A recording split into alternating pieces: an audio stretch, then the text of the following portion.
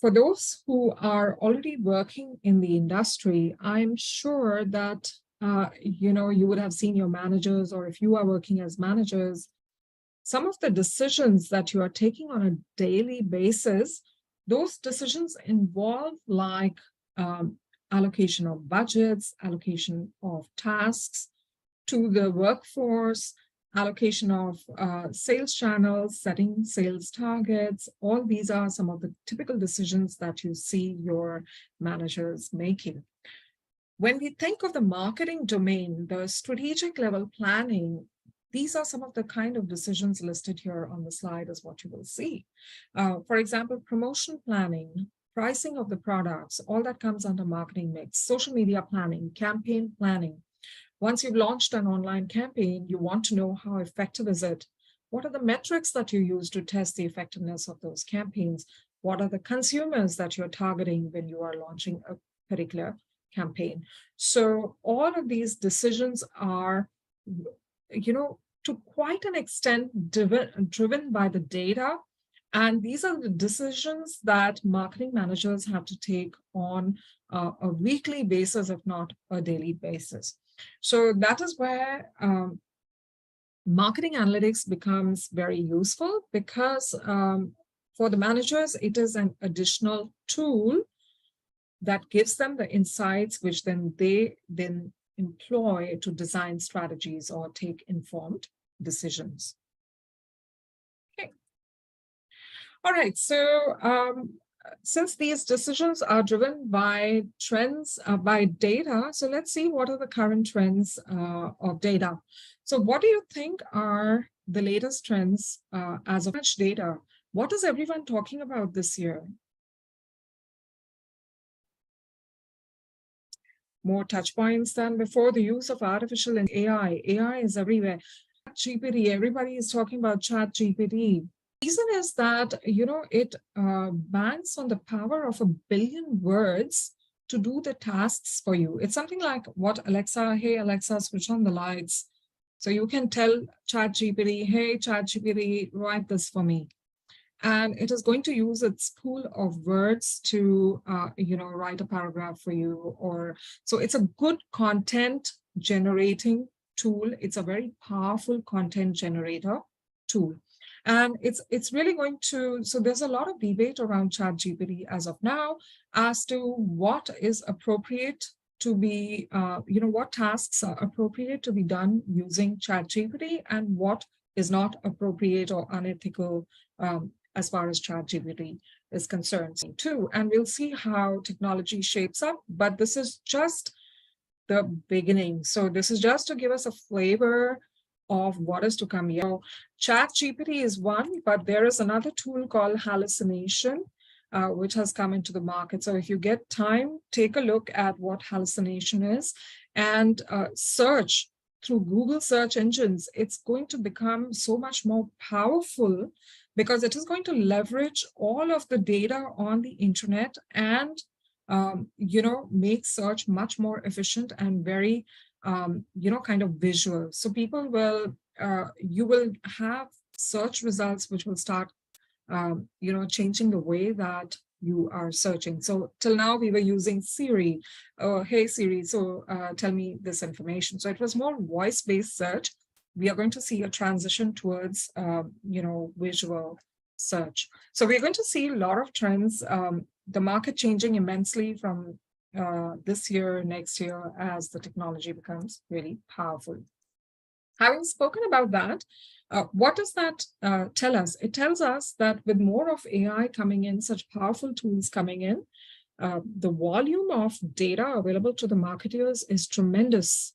So we are undergoing what is called as the data explosion because there are two different types of data available now. One is the structured data, which is organized data.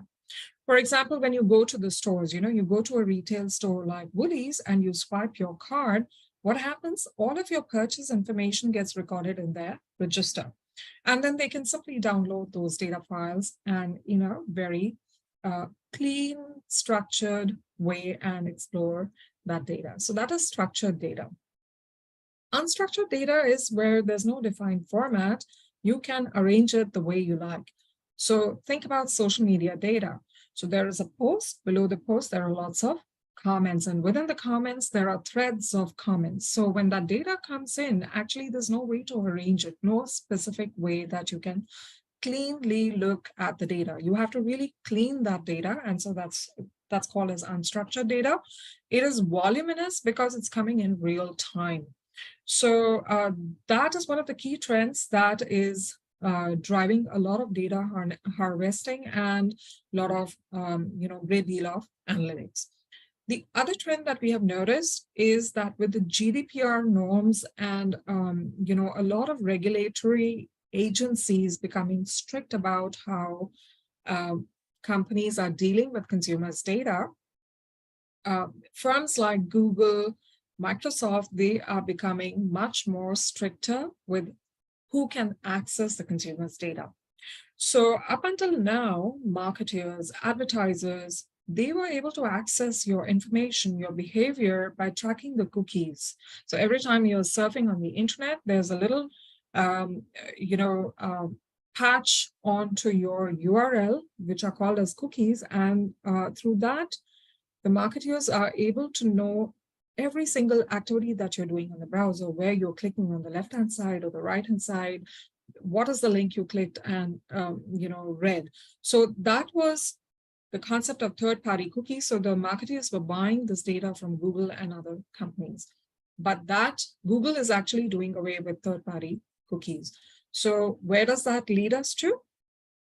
That brings in one of the challenges as well as the future trends, that more and more marketers, advertisers will now start reaching out to the consumers directly to, collect what we call as the first party data that is directly from consumers. And we'll see, we have yet to see how this will change the approach that marketers use towards designing the products or marketing of products.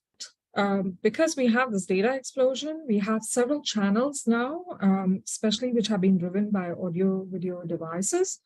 We have more touch points in the consumer's buying journey, which means that we have more segments of consumers because they're going to these different devices, different channels to make purchases or search for products. Now, this offers an opportunity to the market, to the marketers to understand these different segments of consumers who are going on each of these touch points. So there is more emphasis on what we call as, omni-channel experience. So in your own time, I want you to take a look, read on the internet on what we call as omni-channel experience. Of course, we will cover that in one of the future topics. All right, so essentially, what's happened? Okay.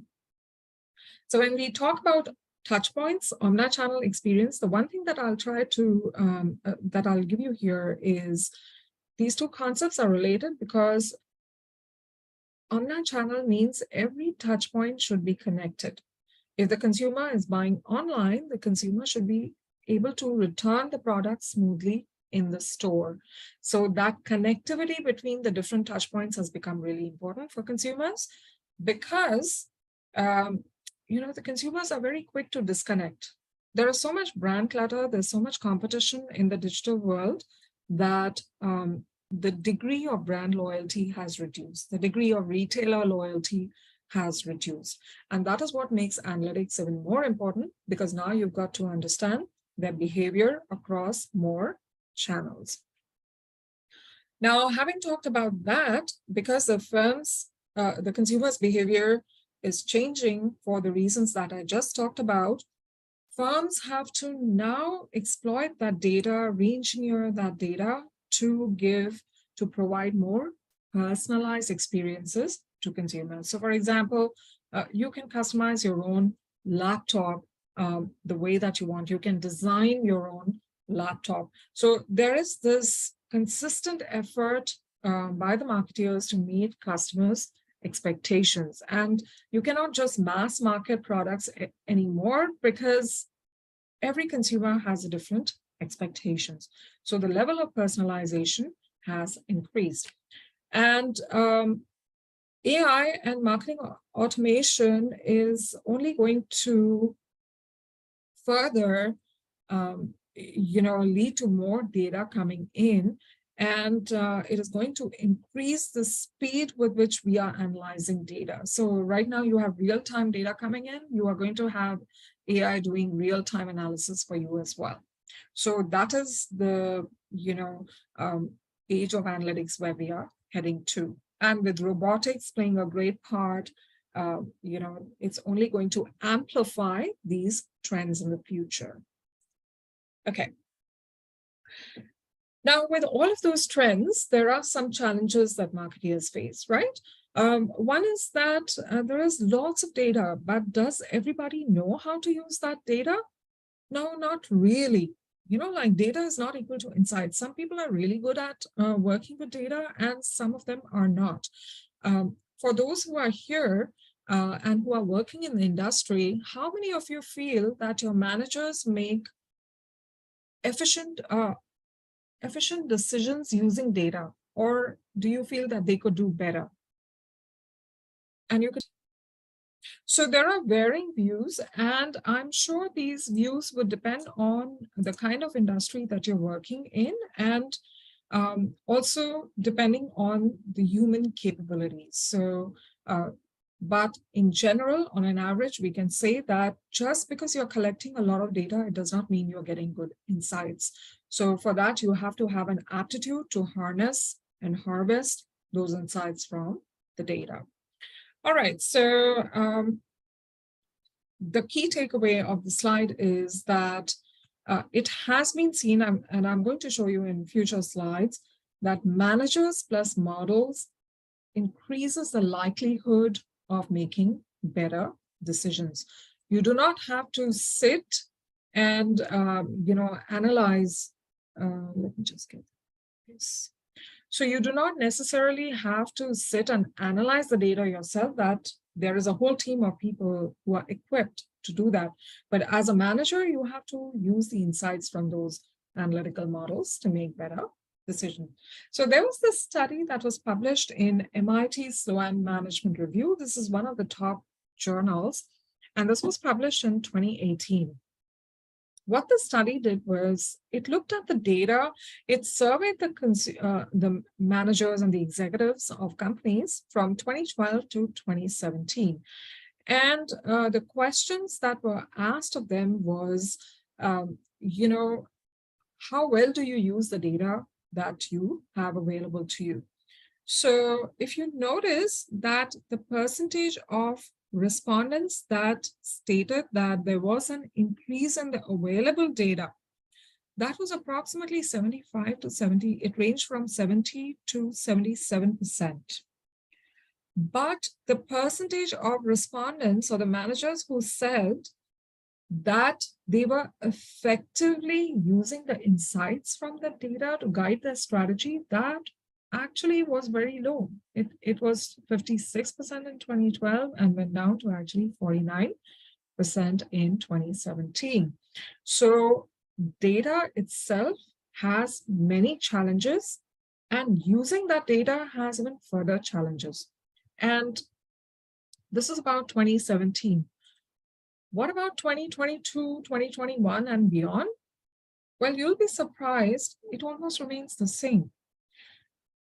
So there is this company called Salesforce. Sells CRM software. So CRM is customer relationship management, which is these softwares are used to engage the consumers by companies once they have purchased the products, such as by sending regular emails, promotions, and getting feedback from customers, etc.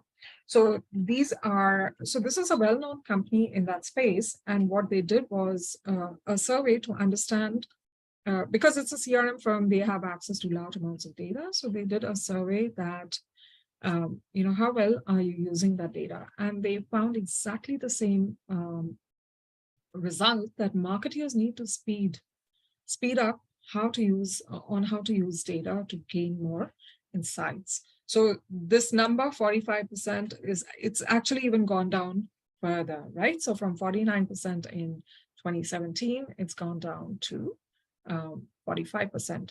What do you think could be driving this downward trend in the way that marketing managers are, unable to use data insights effectively?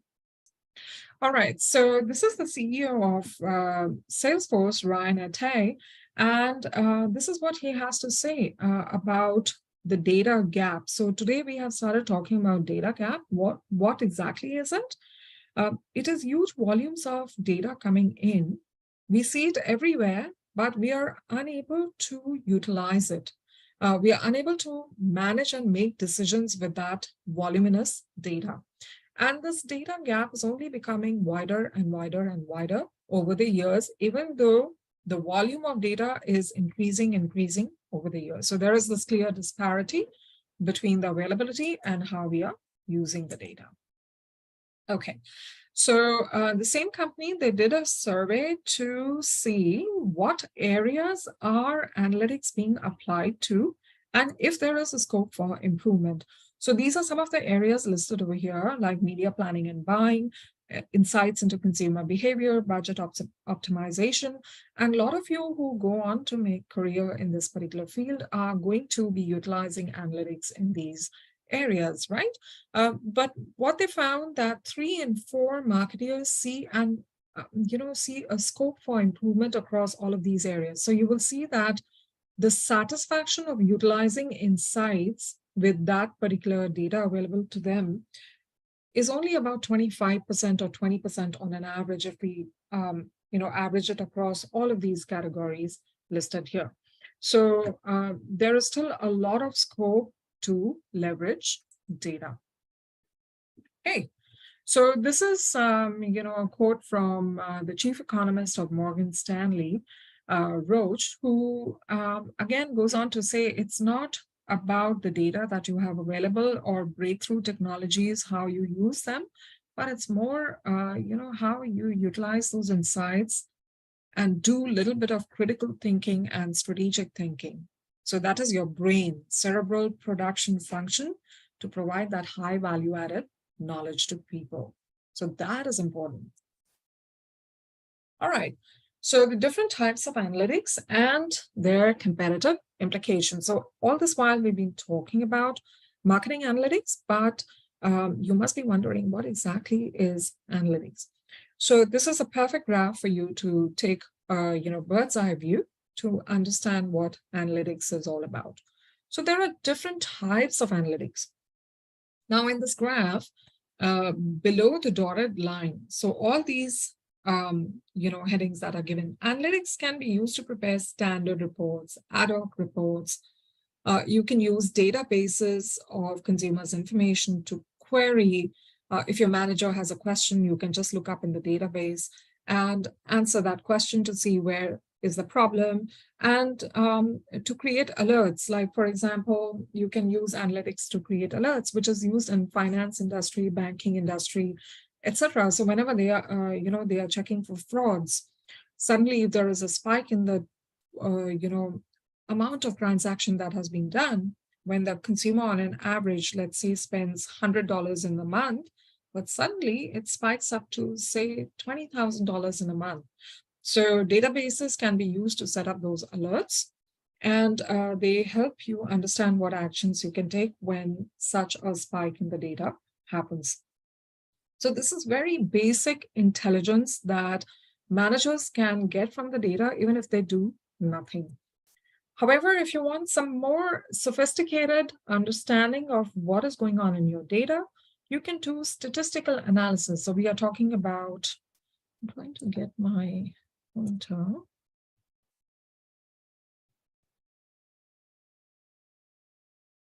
So you could do more, okay, can't see moving. You could do statistical analysis, which will tell you what are the patterns in the data. So why is a consumer behaving in a certain way?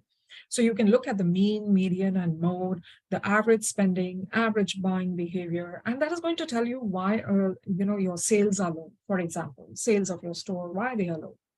However, if you want to, let's say you are in the banking and finance industry and you want to know what is going to be the trends or patterns in the stock prices, which you can not truly, stock prices is something which is characterized by so much volatility that you cannot truly forecast or predict, but you can still see in the short term what is the trend going to be like, or you can understand the cyclical movements of stock prices. So you could use forecasting or extrapolation to see whether those trends will continue.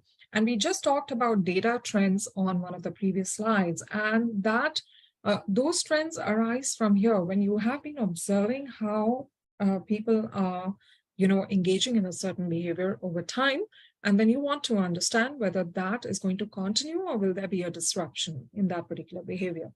So we use forecasting for that purpose. So what will be your sales? If you have the past 6 months data, can you forecast the sales for next 2 months? So you never do forecasting for long term. It is usually done for short term. So because you cannot truly predict what will happen in the long term. So there are a lot of economic and macroeconomic forces that are into play.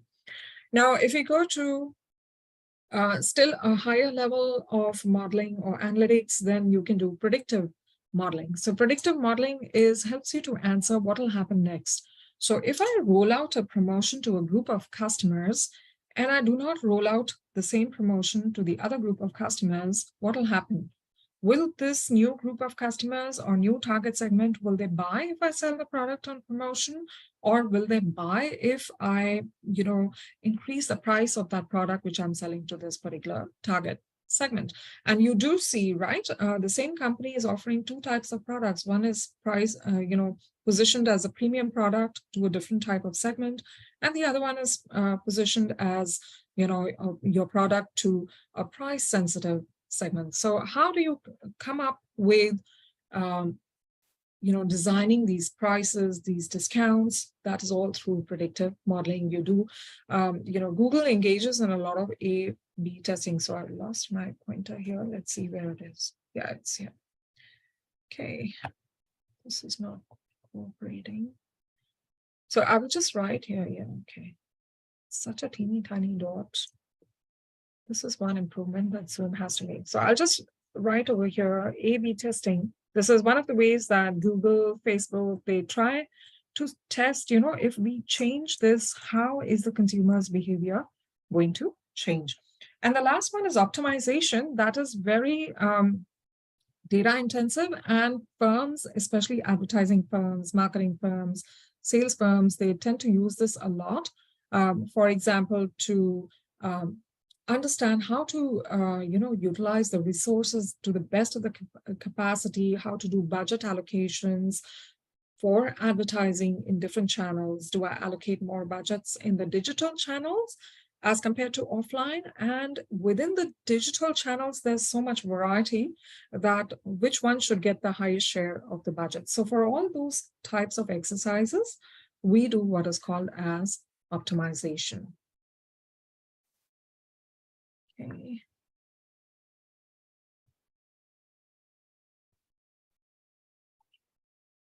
All right. So here are some examples of analytics, how analytics is put into action. So this is the example of Heinz. What does Heinz sell? Can you tell me? What are some of the products that Heinz is known for? Yes, tomato sauce, ketchup. Yes, it's one of the biggest, canned food producers, baked beans, and also soups. So it is into that fast-moving consumer goods category, and the products are very well known. But Heinz is known to, spend very heavily on promotions in the US markets. And that actually, when you think about promotions, you know that promotions will increase your sales, but that is exactly what became an issue for this particular company. After a certain point of time, they started realizing that, are we getting the best efficiency and effectiveness out of our promotional spending across the US markets? Because they found that their overall sales had become slightly, stagnant. So their market shares were not improving after a certain amount of time. And so they did an analytical analysis of that data and use a model which is called as the reallocator model. This is nothing but a dashboard in which you, there's of course a lot of sophisticated math and analysis going on in the background, but for the managers, all you have to do is feed in the sales data, promotions data, advertising data, etc., detailed information, and then it'll give you your market share compared to the competitors. So you also have to give in some competitors' data.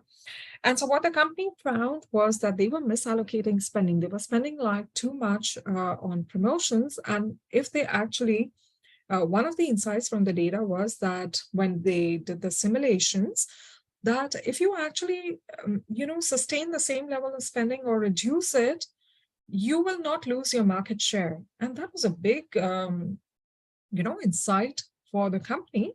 So they reduced their promotional spending by 40% and increased the market share actually from 34 to 37%.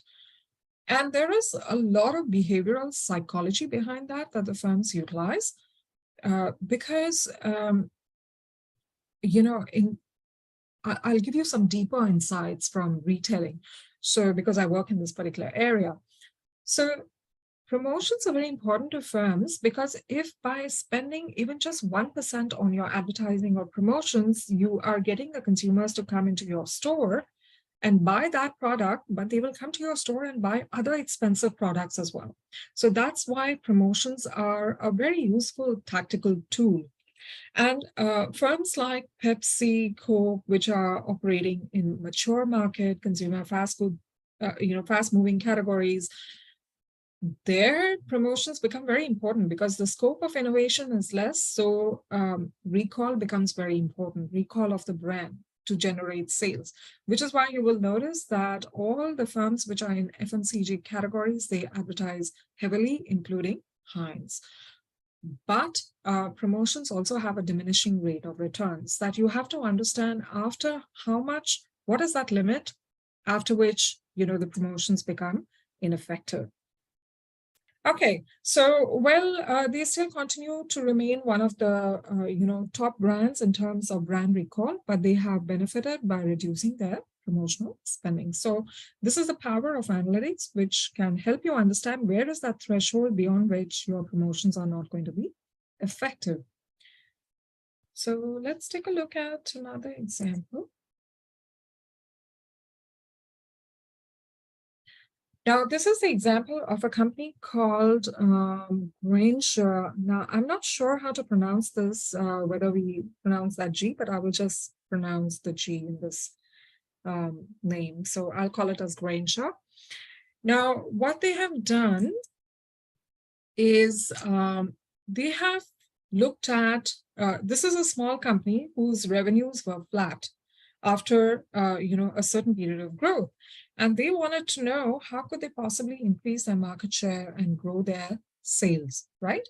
So what they did was they utilized marketing analytics and to understand what were the consumers that they could go after to be able to do so. And so what they did was they did an analysis of full market coverage, that they took the entire market, including their customers and the ones that they were not covering, and they discovered that there were potential segments in the market that they could target their products to. And once they were able to uncover those new unique segments of consumers, they were able to increase their profits by 200 million. So this is an example of how you find how the company utilized analytics to find new segments of consumers. So okay, so the Heinz Stadium has been renamed as, what's that? Okay, Travis, I'm just reading your comment here. Acrisure. Is that the new name of the stadium? I'm not sure. Okay, Acrisure is the new name. All right, thank you. Thank you. So for everyone, the Heinz Stadium has been renamed as Acrisure.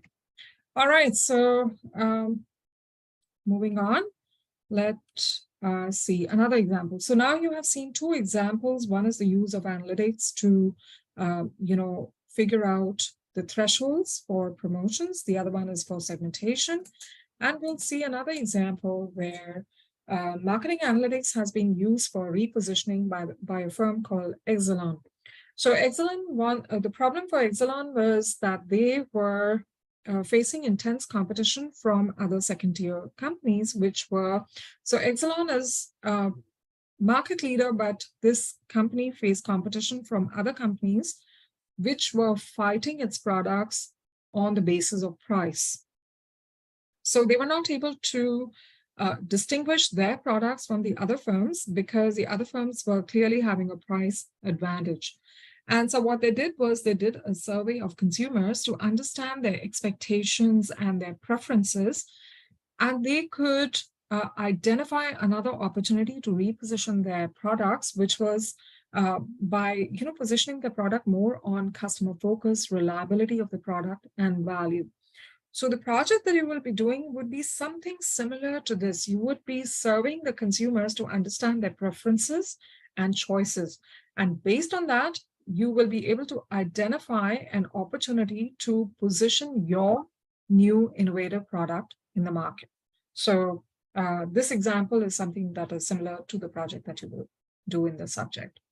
All right, so once they identified how to reposition their project, they launched an advertising campaign.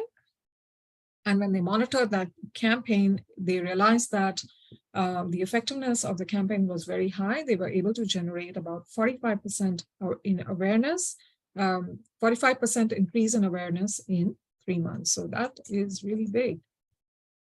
Okay, here's another example of Pfizer. So what is Pfizer best known for?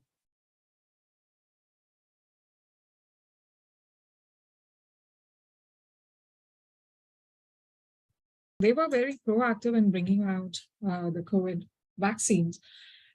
And so this case study is prior to the pandemic. Now, Pfizer is a big giant in pharmaceutical industry. And for them, managing a good sales force, giving them targets, achieving the targets is very important. So their sales force essentially has to have a face-to-face interaction, personalized interaction with the doctors, because the medical representatives go to these doctors, showcase their latest products and demonstrate them and try to push them. And so it becomes really important. So what they were doing was they tried to split their sales force into two specialized groups to target, to be able to push 15 products in 80 target segments. That is pretty substantial. So, however, they were not too sure that what should be the size of that sales force. Should we assign 80 medical reps to market these 15 products, or should we assign say 200 reps to each of the groups to market those to those 80 target segments? So that was the issue. What was the optimal size of the sales force? And so again, they use the market dashboard, which is called as the reallocator model, to feed in the parameters and to be able to get an optimal size for their sales force deployment. And the outcome was that they gained 6% margin by maintaining the current sales force and the structure, and also redeployed their efforts to products and markets based on the model's recommendation. So what we are trying to talk about here is the different ways in which we you have seen how analytics is used. And of course, for managers, it also comes with experience. They use their intuitive judgment and they combine that with the models. It is best not to rely purely on numbers, because you should always, as analytics professionals, you should remember that the rule of garbage in, garbage out. So you really have to know the numbers that you're feeding in. Are they giving you a rational output, an output that makes sense to you as a manager? And that is what drives, effectiveness in the market. And as some of you have told me, you are working, and I'm sure you're working at very ground levels. So you are going to, over a period of time, gain that knowledge of how the market truly works. And that is the power of starting from the very low ranks. And as you go on rising, you will be able to take advantage of your experience, your intuition and judgment, and club it with the data. So that, of course, is the best strategy. Just give me a moment. Okay. All right, so in this, I'm just going to, just show you the key takeaway. I'm going to use a highlighter instead of a pen because I'm finding it hard to locate that little dot on the screen. So the key takeaway of this slide is that essentially this knowledge of marketing analytics that you're gaining over here will prepare you to be to develop that critical thinking, which was going to make you an effective, a smart marketing consultant. So it's more than the data. It is about looking at the data with very analytical bent of mind. Okay, so I have told you about marketing analytics. We have talked about it, how marketing analytics is actually, how it is advantageous to firms. But what is marketing analytics? So let's see the process, what goes on. Now, in marketing analytics, think of yourself as managers. Let's say, let's take a very simple example. All of you all go to a grocery store, say Kohl's or Woolies, for your groceries, right? Think that you are the manager of a store. What is the marketing environment in that particular store? So what do you think is the marketing environment that you face in Woolies and Kohl's? Price drops, catalogs. So there are so many activities happening, right? There are those display aisles where the products are meant to, so that the consumers don't miss those products, store arrangements. So all of these that you have over here, they constitute the marketing environment. So as a manager, it's very important for you to keep an eye out on that marketing environment. And a key component of that environment also includes maintaining that data. Okay, this week, what were the promotions that were rolled out? Which customers came and the customers' data? So all of that data that is coming in, that is being captured from the marketing environment, becomes a useful source of analytics. Now, what do you do with that data? With that data, what you can do is summarization, like we saw in one of the earlier chats, that graph. You can simply describe the data, get some information out of it. That is the simplest that you can do, but you can even do more complicated things with the data. And you will get some information out of that data. Now, for a manager, they can use that information to come up with some decision rules or, based on the numbers, which are data-driven. Or if they are not comfortable, they could use mental models, use their intuition of how, they have observed the changes in the market. So managers have different heuristics that they follow to make decisions, right? But we are talking more about data-driven decisions, that is the decision models. So you could take those reports, you could get still deeper insights as to, for example, looking at the patterns of the past 1 year, how the segment of consumers have been shopping in the store. Will they continue to do the same thing for the next 6 months down the line, where inflation is high and where consumers are holding on to their purse strings? So you can glean that information to draw deeper insights to reduce the uncertainty of your decision making. So that will help you make take effective actions, make better decisions, because you don't know what lies in the future, what will change in the future, right? So you have to make decisions, judgments under uncertainty. Now, how can you reduce that uncertainty? Is by using the insights from the data. And that leads to decisions. And of course, those are in various different areas. We are discussing about a specific example for a retail store. So we are talking about the manager in the retail store taking a decision. So let's say the manager finds that, okay, last week, promotions in the shampoo category were effective. And based on the insights, he might find that, okay, because the usage of shampoo category, it'll last for 1 month. So let's see another category which might be very effective. So in the next week, you roll out different products on promotions. So that is called implementation of action. So based on these decisions, you are rolling out, you are implementing new promotional schemes. So that's the whole idea behind marketing analytics. All right, so that was the process that I explained to you. So for marketing analytics, effective insights, we build what is called as a model. So model is nothing but a stylized representation of reality. You are either, stylizing that representation by describing it. So we call it as a verbal model, or we are, putting it in the form of box and arrow representation, or we are graphing it, making, charts, or we are building very mathematical models, or we are using spreadsheets. So let's take a look at the examples for each of those.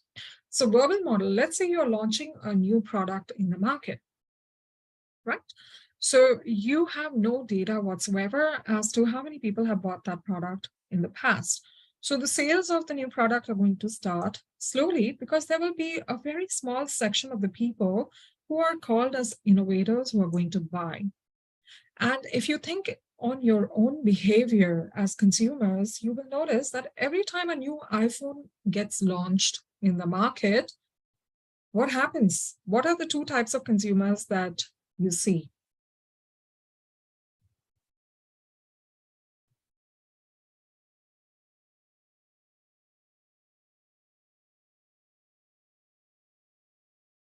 So there is this one segment of consumers that is going to line up outside the Apple stores and they're going to buy it immediately, right? Immediately. They are called as the innovators. The remaining are going to say, okay, let's read some word of mouth, reviews about this iPhone. Let's talk to our friends that will get some word of mouth about the performance of this phone. And then we are going to buy, or maybe I will be able to trade in my old phone and get the new phone. So that segment of consumers is called as imitators. The innovators will influence the imitators by becoming, word of mouth source or review source, and that will then accelerate the sales growth. So describing this whole phenomena, that is a verbal model. Now, if you were to put it in the form of a box and arrow model, what does that mean? So Apple is going to say, okay, this is the entire population size in the market. So that is, there are, let's say, 100,000 consumers in the market. Okay, I'll just put K for 1,000. So there are 100,000 consumers in the market, out of which only, say, 10,000 consumers are innovators. They love to line up at Apple stores and are very quick to buy our products. They are like the real loyal consumers. And the remaining, let's say we are not covering the entire market, but we have a good market size of 70,000. So there is a 60,000 consumers in the market who are imitators. So the firm can then use this box and arrow, format to understand, okay, what is the size of innovators, what is the size of imitators, and timing of purchases is very important. Will they buy at the very moment when it is launched? And this becomes important as well, that when are the imitators going to start buying? After 1 month, after 2 months, or when? Because that influences the pattern of sales growth, and that influences the strategies that managers are going to put in place. The graphical model is also, you can put the same thing as a graphical model. That is, your population size. You can measure right now for a new product, zero growth. Is it going to go linearly, or is it going to show a pattern like this? So you can chart out those different patterns to see how your product sales take place over time. So this is a graphical model. So we'll talk about this model further down in the slide. And this is a mathematical model. Mathematical model, the same phenomena that you saw on this slide can be represented as a mathematical version. So what we are seeing here is dx by dt is equal to a plus b x of t n minus x. Now you don't have to get scared or worried about this math that we are doing.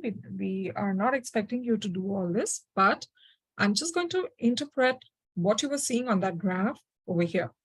So dx by dt is differentiation. This is showing you the marginal or incremental consumers that start buying iPhones over a period of time.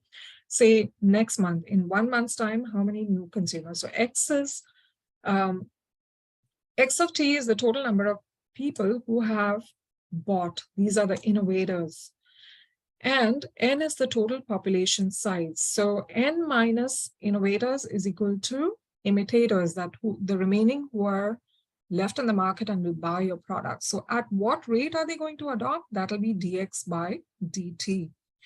And so when you relate that to this equation, that is the number of people who are adopting incrementally is equal to the number of people who are left in the market, plus the number of people, number of innovators, you have to take into account the innovators. So this is the equation that has been formed. Now, these are the unknowns. We don't know what A is. So very simply put, this is called as equation of line. But these are constants which we don't know. But if we are able to figure out using a data model, which is what a mathematical model is supposed to do, then you can use this to actually trace this particular chart. You can do simulations and it will show you that if I change A, how will the chart change? If I change B, how will the chart, that was not correct. How will the chart change? So you could do a lot if you have a mathematical model. All right. Now,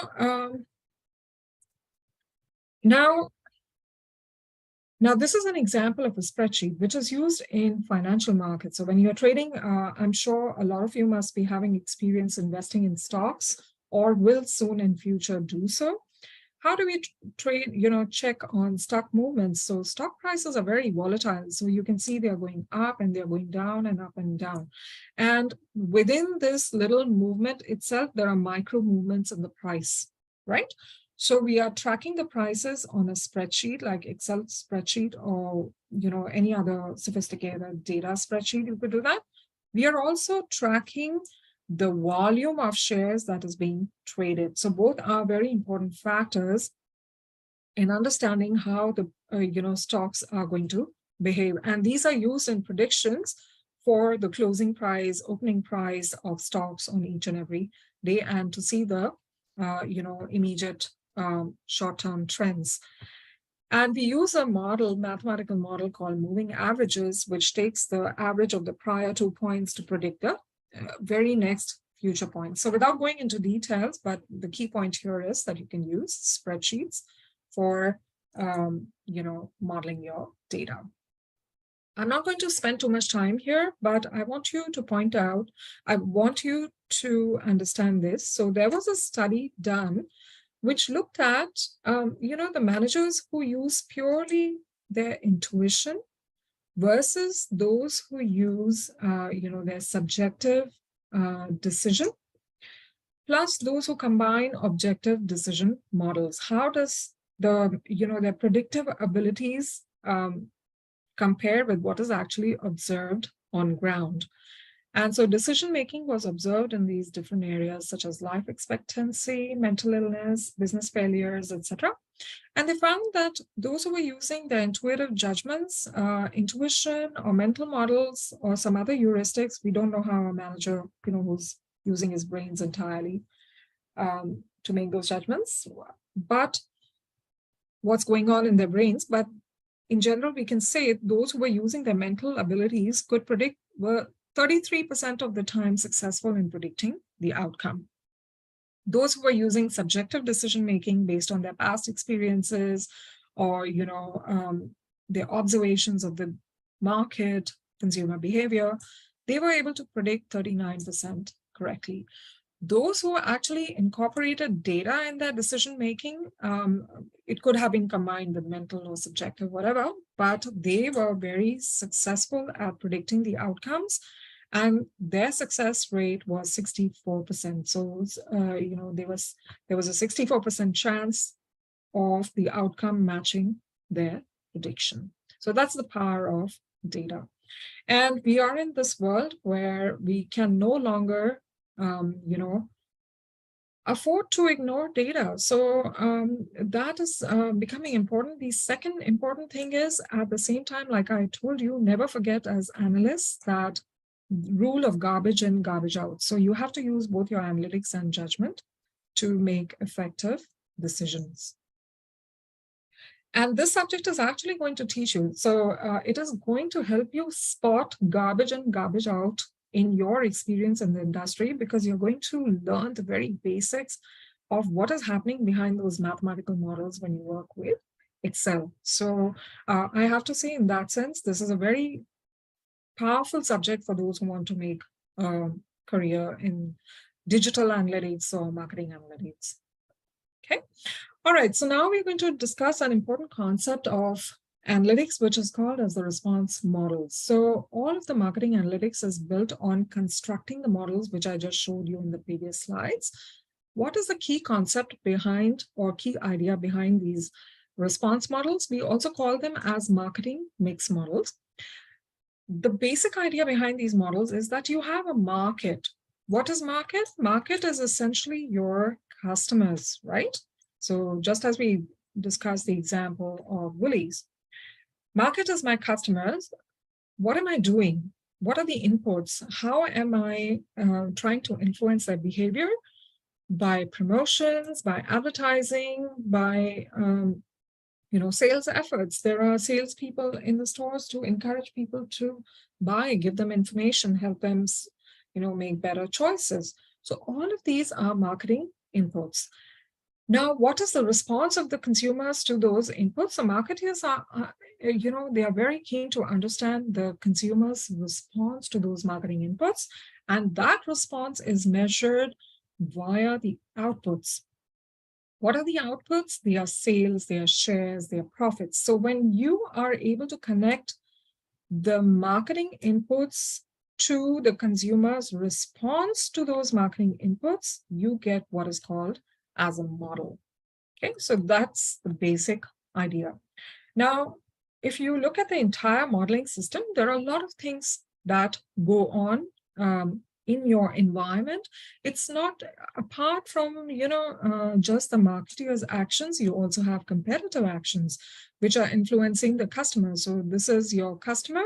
You're building a market response model to see how the customer is going to respond to your activities. But you also have to take into account the competitive actions, and you have to then, controlling for the competitive actions, be able to identify how your actions after controlling for the competitive actions are influencing the consumer's awareness level if you've launched a new product, how it is influencing their preference level if you're trying to understand the choices they are making in store, how these inputs are affecting the total sales levels if you're trying to, for example, understand on an aggregate scale, but not for an individual consumer. So that is, if I'm spending 100,000 on advertising, how does it influence our sales? So once you have gotten the parameters for all of these, by running this model, you are able to evaluate, do evaluations like situation analysis. Where are we right now using this information? Where can we go? So you set yourselves new objectives, and then again, you go through the entire process all over again. So, right? So that's my market response models are very useful for you to be able to make decisions, revise those decisions, get feedback on those decisions. So it's a complete loop. So these are some of the objectives or the outputs or the response that you will see from, the inputs that marketers give. That can be profits, sales, market shares, etc. So this is not just understanding the idea is important right now, but understanding each and every one of these is not the key here. All right, so the same model that I showed you, the same idea can now be put into a graph. We have seen this response function. So this graph is called as the response function. We saw it earlier as well. So for example, Apple is launching a new phone. They want to see the sales response to their efforts. They know that these are the maximum sales they can reach because their entire market is fixed at 70K, right? So even without any promotions, they know that at least 10,000 loyal consumers are going to come and buy their products. After which they are going to launch some promotion schemes. So that is their effort. So if they spend, say, 3% on advertising, this is what their sales are going to be. If they spend 5% on advertising or promotions, this is what their sales are going to look like. If they spend 10% on advertising, they're going to reach here. And let's say they increase their spending to 20%. It is after some time, like I told you, there are diminishing returns to advertising and promotions. So it's going to essentially reach saturation. So a response function helps you to understand that pattern, how the sales, how consumers are going to respond to marketing efforts and how that will affect your sales. So this curve that you have here is called as the sigmoid curve. Okay. It's all right. You don't have to memorize this name. If you forget it, that's fine too. Okay, so this is an example of a very simple model. I'm going to just explain this to you. So on the x-axis, you see is advertising. On the y-axis, you see is sales. I will just show you this. Please remember the concept of diminishing returns or saturation, and then we'll just come to the slide. So if you look at this linear model, so this is a linear response function, which is saying that without advertising, sales will be at this level. And as soon as you start advertising, your sales are going to increase linearly. But you have to remember that linear, this representation is more for the short term. They will increase linearly, that's right. But after some time, advertising has been well known to be seen in research. It has diminishing effects. That is, after sometimes, the consumers, they become indifferent to the ads, or it stops having an effect on sales. So what you're seeing here on this graph is a short-term effect of advertising. However, why we are showing this graph is because understanding both short-term effects and long-term effects is very important. Short-term effects are important because you have to, put tactical tools like promotions and advertising. Long-term effects are important to understand because you have to design strategies. So that's the relevance. And I am going to give you some examples. So these are a lot of different response functions listed over here. So you can see that this is a linear response function, which is going through the origin. And what I would actually like you to do is, this is an exercise for you today, and we'll cover it in the next class as well. Think about some marketing phenomena that would represent these curves. So I've given you a lot of information. I want you to reflect on that information and just put some very simple marketing examples in your day-to-day life that you may have observed, which kind of reflect these patterns. You don't have to be 100% right, but whatever, use your instincts, use your observations of the environment and try to think of that. So we are going to start the next class from here. And then I'm going to talk about, so what we have essentially covered here are linear models, like we have looked at 1x, x is advertising, y is sales. I'm just giving a simple example. But you can make the analytical models more complicated by looking at not only advertising, you can increase price over here. So one more variable you can add to the model, and then look at the relationship. So for example, if you increase advertising, sales are going to increase. If you increase price, what will happen to the sales? The sales will go down. So this is another thing. If we were to add another variable here, what do you think that would be? So these are two questions I want you to think of, the previous slide and this one. And that is critical thinking. We are going to start from our critical thinking exercise next week. Okay. And I am going to stop recording here.